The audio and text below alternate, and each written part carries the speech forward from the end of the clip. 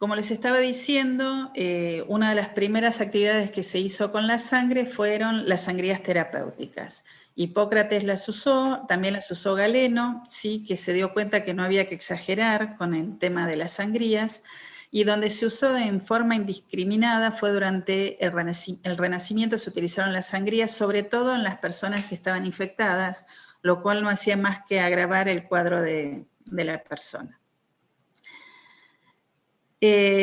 ¿Cuál es la primera información que tenemos, cómo se ingresaba sangre al organismo? Es con la ingesta de sangre. Se dice que, por ejemplo, que en el circo romano, la gente, una vez que terminaban las batallas, se lanzaba a la arena y bebía sangre de los gladiadores moribundos, así obtenían su fuerza y su valor. Y hace más de 2000 años, en los grupos étnicos tanto de Asia como de América, hay descripciones que se bebía sangre humana de los enemigos o de algunos animales para obtener fortaleza. Recién en 1616, William Harvey pudo describir la circulación sanguínea, Richard Lower hizo la primera transfusión de un animal a otro, y Jean Denis se arriesgó e hizo una transfusión humana que le administró sangre de carnero a una persona. Acá hay un grabado donde se muestra el carnero y a la pobre señora que le pasaron la sangre. Obviamente esa señora se murió por una reacción hemolítica transfusional.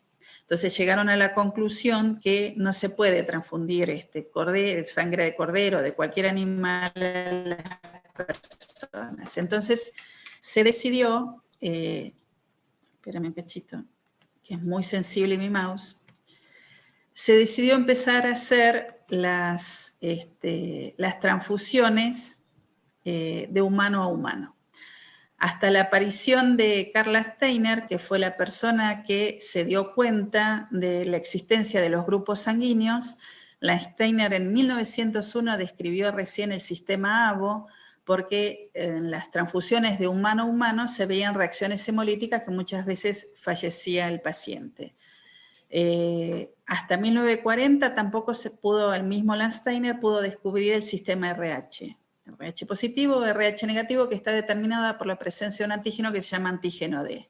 Esos dos sistemas son los que rigen en la actualidad nuestro sistema transfusional. De esos, el más importante es el sistema ABO. ¿Por qué? Porque el sistema ABO incompatible, si nosotros hacemos una transfusión ABO incompatible, eso significa que al paciente lo ponemos en riesgo de vida. Un paciente cero no puede recibir sangre A o B. Nosotros, todos los seres humanos, tenemos en nuestro plasma anticuerpos anti el grupo que no somos. Un paciente cero tiene un anti-A y tiene anti-B. Un paciente A va a tener anti-B. Y eso es natural. Nacemos con esos anticuerpos. Por eso es sumamente importante saber bien el grupo de la persona que va a recibir la transfusión y la bolsa, ¿sí? Que la bolsa de sangre esté muy bien agrupada. El sistema RH también es muy importante, pero nos va a dar problemas en un segundo tiempo. ¿Qué va a pasar? Una paciente RH negativa que reciba una transfusión positiva va a fabricar en forma posterior anticuerpos anti-D. Y sí, si nosotros, esa paciente sigue mal agrupada y está agrupada como RH positiva y es negativa, y recibe sangre RH positiva, va a hemolizar esa sangre. Normalmente no suelen dar hemólisis intravasculares, que es lo que compromete la vida, como pasa con el sistema ABO. ¿Qué pasaba? Se hacían las transfusiones brazo a brazo, pero eso no permitía conservar la sangre. Luis Agote, en 1914, logró diseñar un recipiente, logró tener en un recipiente sangre anticoagulada, que usó el citrato, que se dio cuenta que la sangre no formaba coágulos, y además ese citrato no es tóxico para los pacientes. Entonces, con esto se logró, fíjense en la fecha, logró resolver el problema de las transfusiones que angustiaba a muchos médicos. Estábamos durante la Primera Guerra Mundial, y empezaron a utilizarse lo que se decía la transfusión al pie de trinchera.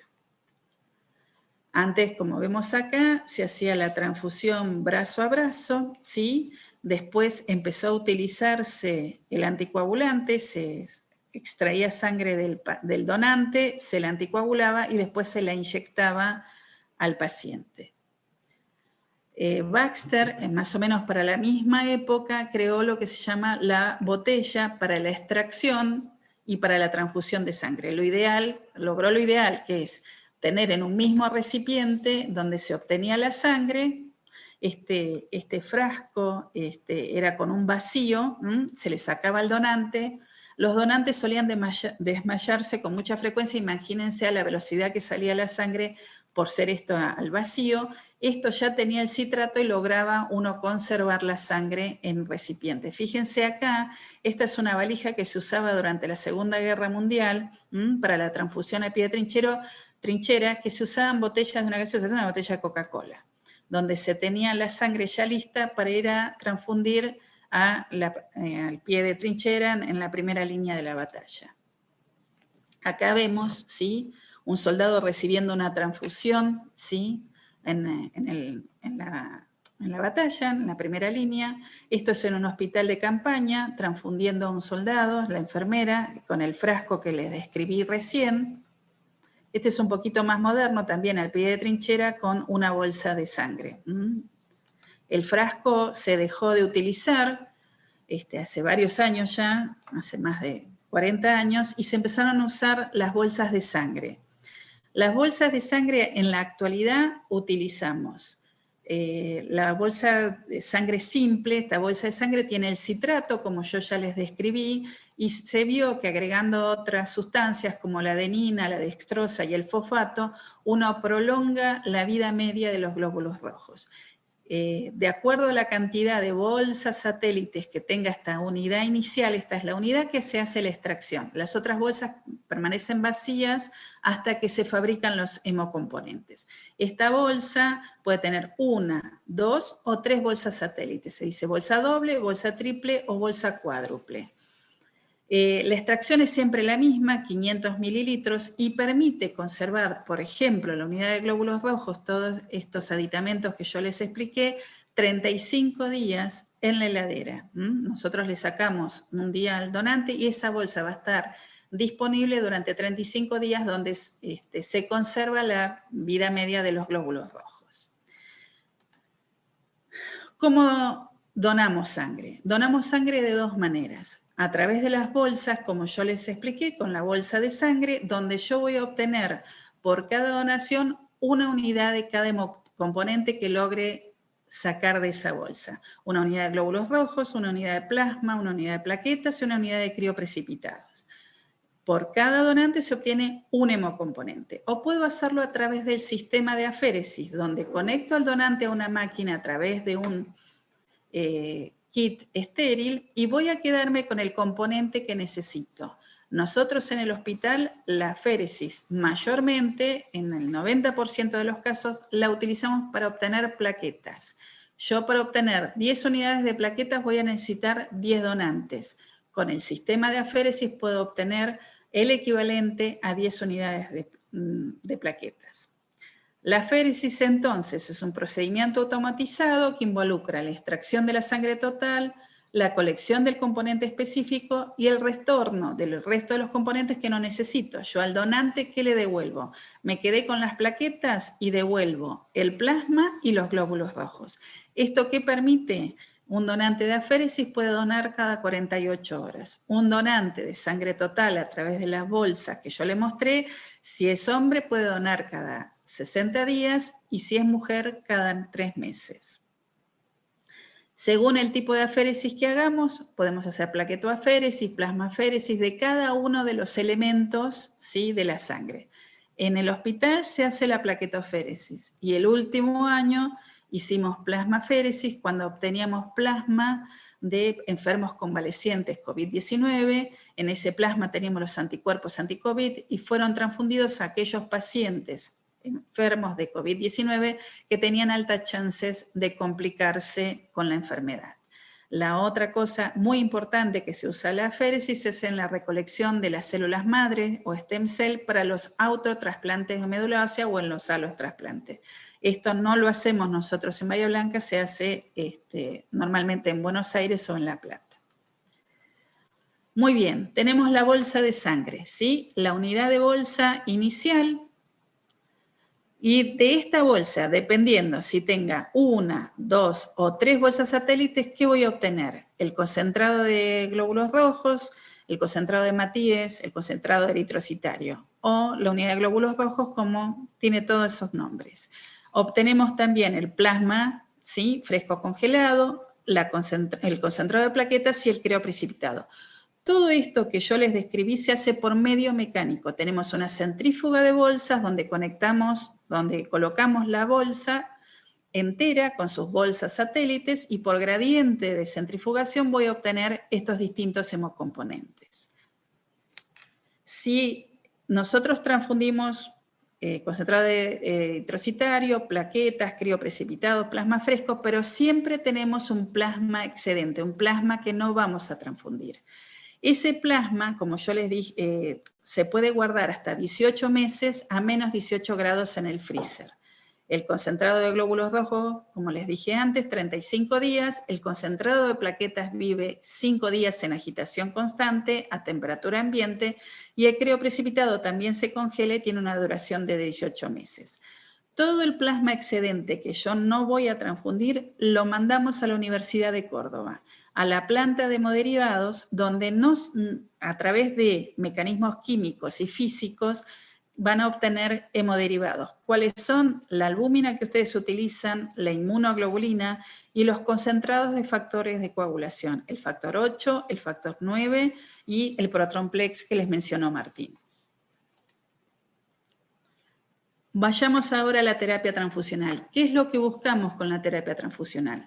Tiene que ser racional y efectiva. ¿Qué quiere decir? Que tenemos que ver cuál es el componente deficiente y cuantificarlo, cuán deficiente está. Vamos a corregir ese déficit y ver si realmente obtuvimos el efecto clínico que buscamos. ¿Cuál es la función de la terapia transfusional? Mantener la capacidad del transporte de oxígeno, mantener el volumen sanguíneo y corregir los errores de la hemostasia. Bien, ¿se acuerdan el gráfico que les mostré recién? ¿Qué vamos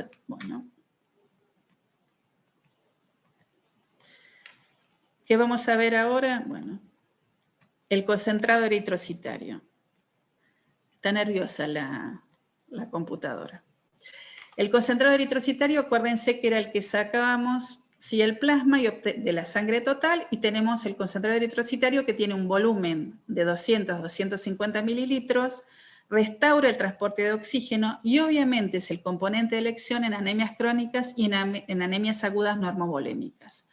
Una unidad de glóbulos rojos eleva 3 puntos el hematocrito y 1 gramo por ciento la hemoglobina. Las anemias normovolémicas. Los pacientes que presentan anemias normovolémicas, ¿quiénes son? Aquellos que no tienen un sangrado agudo, ¿sí? O que tienen una deficiencia de hierro por algún motivo. ¿Cuándo van a necesitar una transfusión? Si el paciente es añoso o tiene una deficiencia de hierro que la sustitución con ferroterapia no alcanza porque el sangrado digestivo es crónico. Entonces el paciente logra ponerse sintomático y es muy difícil que por más que uno le dé la ferroterapia, logremos corregir esa anemia. Yo siempre muestro esta curva donde tenemos que tener en cuenta el laboratorio y la clínica del paciente. No siempre tenemos que transfundir a un paciente cuando el laboratorio es anormal. Uno siempre está tentado en pedir una transfusión de glóbulos rojos cuando encontramos un hematocrito anormal. Pero lo que tenemos que ver es si el paciente es asintomático o sintomático. El paciente, a medida que el laboratorio se convierta en más anormal o que baje aún más el hematocrito, va a llegar a un punto en que se va a poner sintomático y va a requerir una transfusión. Ese lapso nosotros llamamos reserva funcional, donde con esto quiero decir que no es necesario transfundir un laboratorio, sino que siempre tenemos que evaluar al paciente. ¿Y qué pasa si son pacientes diferentes? Esa curva se mueve hacia la izquierda. Un paciente añoso con alguna sintomatología o con una enfermedad de base cardiovascular, obviamente el hematocrito donde va a requerir y su umbral va a estar mucho antes que en un paciente joven. Entonces, Por ahí un paciente añoso con un hematocrito de 26-27% de hematocrito hace un ANGOR, entonces su requerimiento transfusional está antes. Pero un paciente joven, hemos visto pacientes jóvenes que vienen con 14-15% de hematocritos y muchas veces ni siquiera están sintomáticos. Entonces, para evaluar la necesidad de una transfusión, tenemos que evaluar no solo el hematocrito, sino el grado de astenia y el grado de sintomatología que tiene un paciente. Entonces, si estamos ante una anemia, un paciente con anemia internado, es una anemia leve y asintomático, no lo vamos a transfundir. Si esa anemia es moderada a severa, va a depender el grado de sintomatología que tenga ese paciente. Lo mismo con el grado de sangrado. El estado hemodinámico, ¿está descompensado, está compensado, está decompensado a moderados esfuerzos o a pequeños esfuerzos? Son aquellos pacientes que entran al consultorio con 22, 23 de hematocrito y uno se da cuenta que tiene esa anemia y le dice uno que tiene la anemia porque lee el hematocrito, pero el paciente hace una vida relativamente normal y por ahí nos refiere, doctora, no puedo hacer gimnasia. Entonces, esos pacientes normalmente no requieren de una transfusión. Lo que sí siempre es, como de acuerdo a la curva que yo les mostré, hay que evaluar si hay una enfermedad coronaria, una valvulopatía, si hay una insuficiencia respiratoria. Recuerden que los pacientes EPOC tienen como mecanismo compensador a la hipoxia tener poliglobulia. Es una manera de compensar la falta de oxígeno. Nosotros, en los EPOC, el grado de transfusión es diferente. Lo mismo cuando decidimos hacer sangría en los pacientes con EPOC, no se les lleva un hematocrito normal porque necesitan su hematocrito elevado para poder cumplir con el transporte de oxígeno. Obviamente, siempre tenemos que tener presente cuando vamos a hacer una transfusión, si la patología de base es curable, es momentánea, por ejemplo, es un paciente en tratamiento quimioterápico, y la edad. Acá pusieron menor de 60 o 60 años o mayor, depende a veces esa curva de edad, para mí se corre un poco más por las personas tienen una mayor amplitud de vida en la actualidad. Entonces, la terapia transfusional, ¿cuándo transfundimos? Es una decisión clínica, entonces uno se pone como límite, tiene que poner una hemoglobina de límite, puede ser 7 gramos por ciento, pero evaluando todas las condiciones que yo ya les comenté. Es una anemia por hemorragia aguda, tiene este paciente factores agravantes como una infección, desnutrición o edad, enfermedad coronaria, patología digestiva crónica, tiene una insuficiencia respiratoria. Realmente el punto de corte donde uno no analiza demasiado es cuando la hemoglobina llega a 5 gramos por decilitro, que equivale más o menos a 14-15% de hematocrito.